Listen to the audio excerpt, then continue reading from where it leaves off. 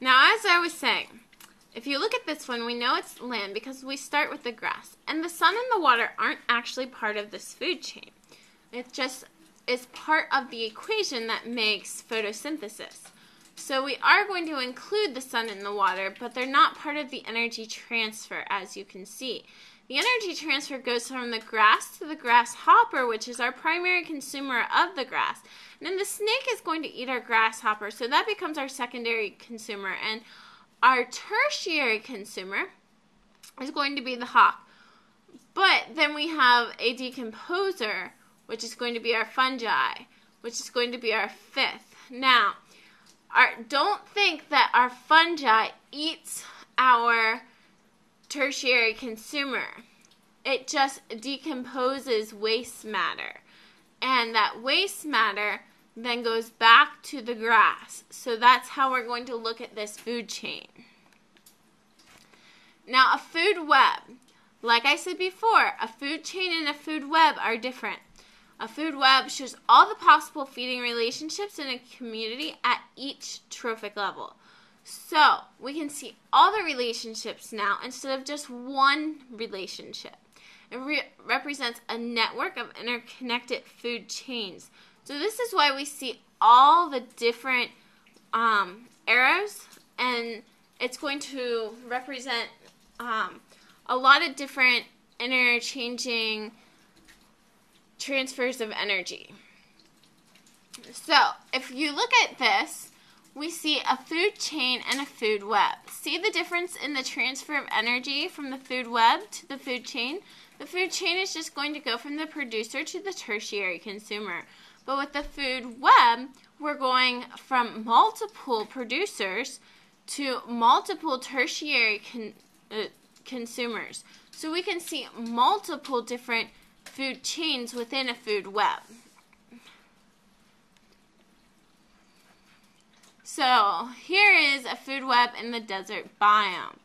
The desert biome, as we've learned, is located in multiple parts of the world. But this one we're looking at has the creosote bushes, the thorn acacias, the annual flowers, the rabbit brush, and the octilio. So most likely this is going to be found in Africa. Our plant eaters are going to be our insects, our lizards, and our rodents, which are going to eat all of those different types of producers. And those are going to be eaten by our tarantulas, scorpions, lizards, and snakes. And finally are going to be eaten by our fox and our hawk. Here's another one, and this is going to be for the temperate forest biome, which is going to be in North America, probably close to Minnesota. If we look at the canopy layer, it's just a bunch of forests. You might have some ferns, mosses, and shrubs. But we have a lot of small mammals, insects, deer, elk, and birds. And we also have lakes and streams here, so we're going to find salmon that are going to eat probably some producers found in the streams. Then we're going to have secondary consumers that are going to be our amphibians, our weasels, our raccoons. We're going to have more insects that are actually going to be secondary consumers that are going to eat the primary consumer insects. And then we're going to have birds that are going to be secondary consumers that are going to eat the small mammals. And finally, we have large secondary consumers here. We have lynxes, wolves, bears, and cougars. Okay, here is how we're going to show our transfer of energy. So as you can see, the green is the producer transfer of energy. The red is going to be your primary consumer, and the green is going to be your secondary and tertiary, or the blue is going to be the secondary and tertiary consumer. Okay, if you're looking in the soil, you're still going to have a whole food web. because you have all kinds of organisms here. And the tertiary consumer are going to be the birds and the animals that eat out of the soil. So, yes, you have a lot of bugs and arthropods in the soil, but you have a whole food web that is found there. So, if we look at it, we have plants and organic matter, which is going to give way to our decomposers, like our bacteria and our protozoa. And then we also have fungi, which are decomposers. And then we have nematodes, arthropods, and arthropods, which are going to eat our plants. And our birds are going to eat our arthropods and our nematodes. Okay, so we have nutrient cycles. So we have 3 different nutrient cycles. We have the water cycle, the carbon cycle, and the nitrogen cycle. The first one is going to be the water cycle, which includes evaporation, transpiration, condensation, and precipitation. So what happens in the water cycle?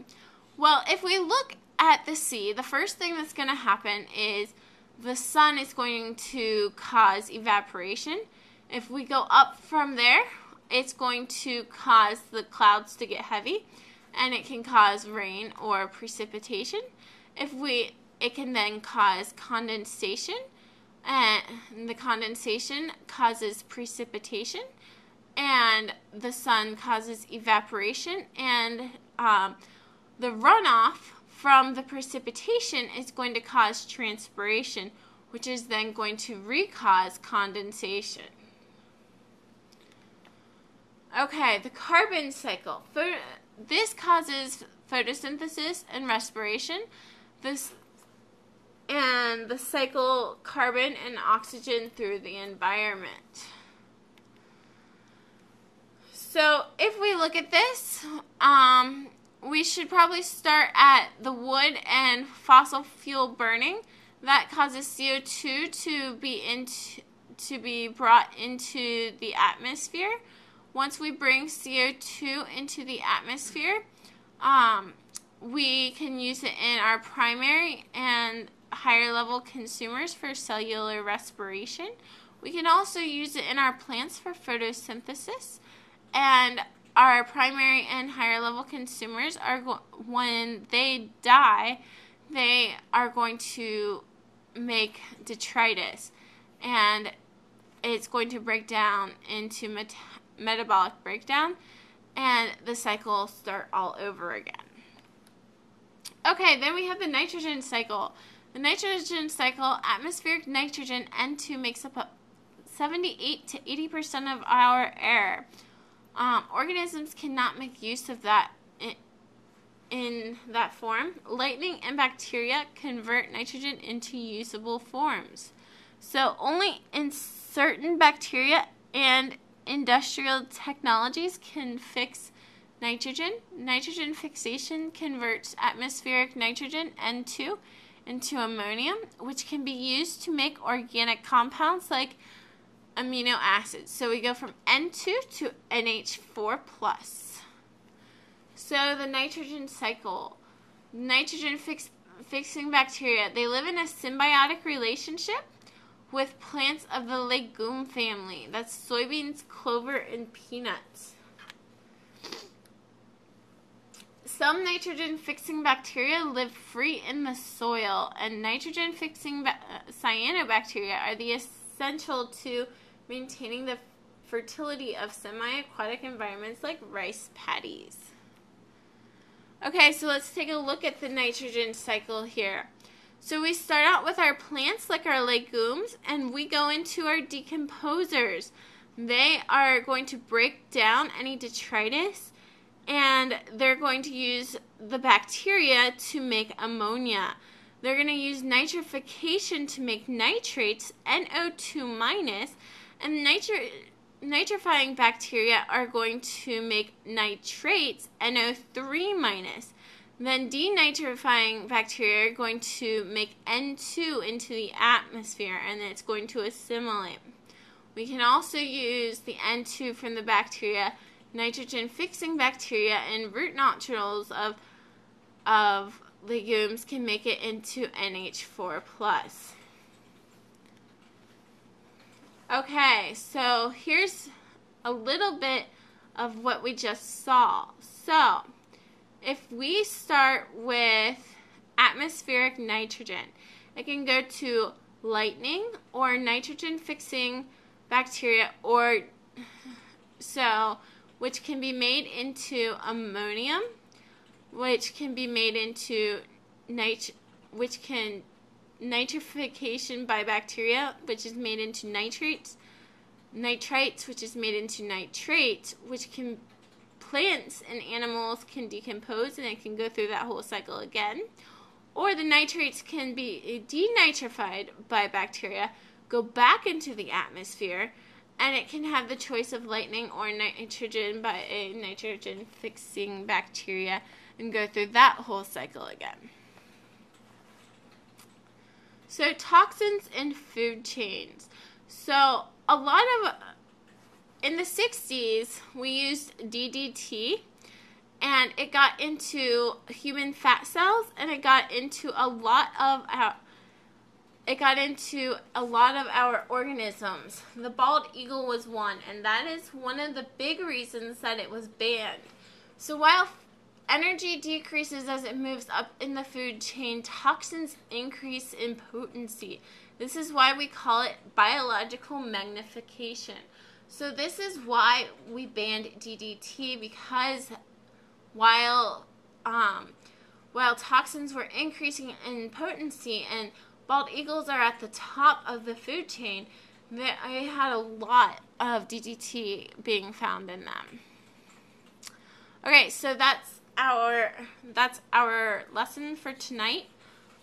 Don't forget that you're going to have a quiz on Wednesday on this, so go ahead and relook this over. Make sure you understand all of this. If you don't, you can go ahead and email me or Mrs. Talk about any questions that you have.